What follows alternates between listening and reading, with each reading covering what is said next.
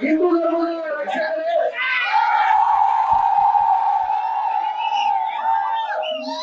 ನಮ್ಮ ಧಾರ್ಮಿಕ ಭಾವನೆಗೆ ಧಕ್ಕೆಯಾದಂತ ಪ್ರಕರಣ ನಿನ್ನೆಯ ದಿನ ಮದ್ದೂರಿನ ನಗರದಲ್ಲಿ ಇಡೀ ರಾಜ್ಯವ್ಯಾಪಿ ಚರ್ಚೆ ಆಗ್ತಾ ಇದೆ.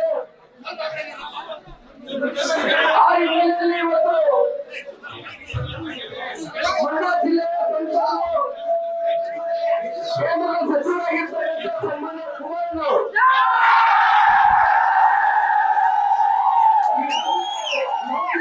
ಪತ್ರಿಕಾಗೋಷ್ಠಿಯನ್ನು ನಡೆಸಿ ಬಹುಶಃ ಇದು ಮೂರನೇ ಪ್ರಕರಣ ಕಳೆದ 2 ವರ್ಷಗಳಿಂದ ಕೆಲವರಿನ ಹಲವು ಒಂದು ಪ್ರಕರಣ ಕಳೆದ ವರ್ಷ ನಾಗಮಂಗಲದಲ್ಲಿ ಇದೇ ರೀತಿ ಗಣೇಶನ ವಿಸರ್ಜನೆ ಕಾರ್ಯಕ್ರಮದಲ್ಲಾಗಿರ್ತಕ್ಕಂಥ ಒಂದು ಪ್ರಕರಣ ನಿನ್ನೆಯ ದಿನ ಮತ್ತೂರು ನಗರದಲ್ಲಿ ಗಣೇಶನಿಗೆ ಒಂದು ಅವಮಾನ ಆಗ್ತಕ್ಕಂಥ ನಿಟ್ಟಿನಲ್ಲಿ ಕೆಲವೊಂದಷ್ಟು ಕಿಡಿಗೇಡಿಗಳು ವ್ಯವಸ್ಥಿತವಾದಂಥ ಸಂಘಟಿತ ಒಂದು ಪಿತೂರಿಯನ್ನು ಮಾಡಿದ್ದಾರೆ. ಇಲ್ಲಿಯವರೆಗೂ ನಾವು ರಾಜ್ಯದಲ್ಲಿ ಬೇರೆ ಬೇರೆ ಜಿಲ್ಲೆಗಳಲ್ಲಿ ಇಂಥ ಪ್ರಕರಣಗಳನ್ನ ಕೇಳ್ತಾ ಇದ್ಬೋದ್ರೆ ಮೊದಲನೇ ಬಾರಿ ಕಾಂಗ್ರೆಸ್ ಆಡಳಿತಕ್ಕೆ ಬಂದಾಗಿಂದ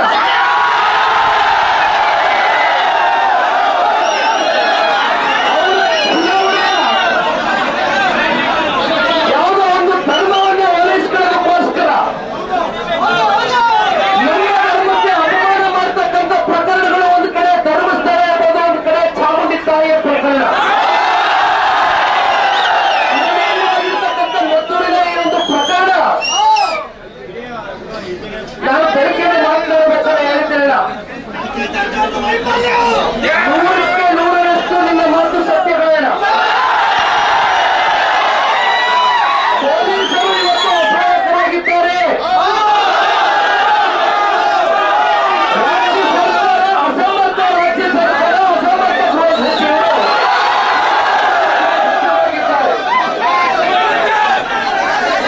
ಅವರ ಒಂದು ಸರ್ಕಾರದ ಒತ್ತಡಕ್ಕೆ ಬರೆದು ಪೊಲೀಸ್ನವರು ಕೂಡ ಕೆಲವೊಂದಷ್ಟು ತೀರ್ಮಾನಗಳು ತಗೊಳ್ತಕ್ಕಂಥದ್ದು ಇದೇ ನಡೆದು ಬಂದುಬಿಟ್ಟಿದೆ. ಆದರೆ ಈ ಪ್ರಕರಣದಲ್ಲಿ ಜಿಲ್ಲೆಗಳ ಎಸ್ಪಿ ಮತ್ತೆ ಜಿಲ್ಲಾಧಿಕಾರಿಗಳು, ಜಿಲ್ಲಾಡಳಿತ ಎಲ್ಲರೂ ಕೂಡ ಚರ್ಚೆ ಮಾಡಿದ್ದೇವಣ.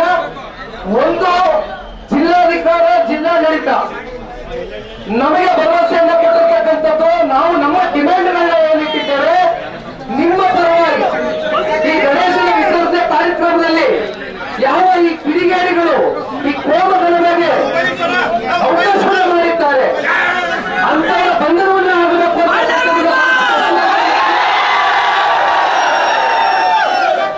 ತನಿಖೆಯಲ್ಲಿ ಯಾವುದೇ ರಾಜ್ಯ ಸರ್ಕಾರದ ಒತ್ತಡಕ್ಕೆ ಮಣಿದು ಯಾರು ಈ ಪ್ರಕರಣದಲ್ಲಿ ಭಾಗಿಯಾಗಿರ್ತಕ್ಕಂಥ ಕಿಡಿಗೇಡಿಗಳಿದ್ದಾರೆ ಅವರನ್ನೆಲ್ಲರೂ ಈ ಕೈ ಬಿಡತಕ್ಕಂಥ ಪ್ರಶ್ನೆ ನೀವು ಮಾಡ್ತಕ್ಕಂಥ ಒಂದು ವಿಚಾರ ಆಲೋಚನೆ ಮಾಡಿದ್ರು ಕೂಡ ಉಗ್ರವಾದಂತ ಹೋರಾಟ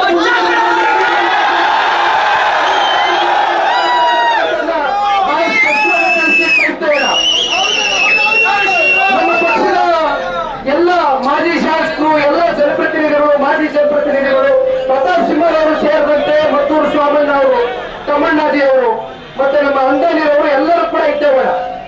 ಒಂದು ನೀವು ಯಾರು ಕೂಡ ಇಲ್ಲಿ ಈಗ ಆಯ್ತಲ್ಲ ಇದು ಮತ್ತೆ ಕೈ ಬಿಟ್ಬಿಡ್ತಾರೆ ಪೊಲೀಸರು ಒತ್ತಡಕ್ಕೆ, ಸರ್ಕಾರ ಒತ್ತಡಕ್ಕೆ ಅಂತಕ್ಕಂಥದ್ದು ಮನಸ್ಸಿನಲ್ಲಿ ಇದ್ರೆ ನಿಮ್ಮ ಅವರ ಪರವಾಗಿ ಇವತ್ತು ನಾವು ಕೂತ್ಕೊಂಡು ನಿಮ್ಮ ಪರವಾಗಿ ಚರ್ಚೆ ಮಾಡಿದ್ದೇವೆ. ಒಳಗಡೆ ಅವ್ರು ಹೇಳಿದ್ದಾರೆ, ನಾನು ಹೇಳಿದ್ದೇವೆ, ಪ್ರತಾಪ್ ಸಿಂಹ ಅವರು ಹೇಳಿದ್ದಾರೆ, ನಾವೆಲ್ಲರೂ ಹೇಳಿದ್ದೇವೆ. ಯಾವ ಒಂದು ಮುಲಾಜಿಗೆ, ಯಾವ ಒತ್ತಡಕ್ಕೆ ನೀವೇನಾದ್ರೂ ಮರಳಿ ಇಲ್ಲಿ ಎರಡನೇ ದಿನ ಈ ಪ್ರಕರಣದಲ್ಲಿ ಯಾರ್ಯಾರು ಕಿಡಿಗೇಡಿಗಳು ಭಾಗಿಯಾಗಿದ್ದಾರೆ ಅವ್ರು ಕೈ ಬಿಡದಿರ ಅಂತಕ್ಕಂಥದ್ದಾದ್ರೆ ನಾವ್ಯಾರು ಕೂಡ ಕೈ ಕಟ್ಟ ಸುಮ್ಮನೆ ಕೂತ್ಕೊಳ್ಳೋ